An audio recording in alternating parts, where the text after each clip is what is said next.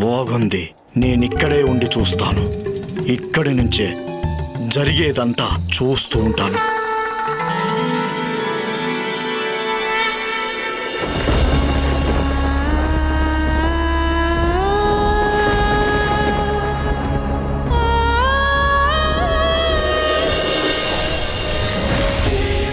सरस्वतीं व्यासं ततो जयम् उदीरये।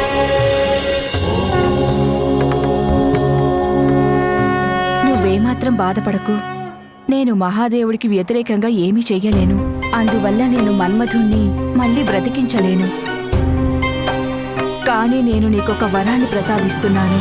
మీ మన్మధుడు అదృశ్య రూపంలో సృష్టిలో కలకాలం కొలువై ఉంటాడు. వారికి భార్య అయిన కారణంగా కేవలం నువ్వు మాత్రమే తనని చూడగలవు.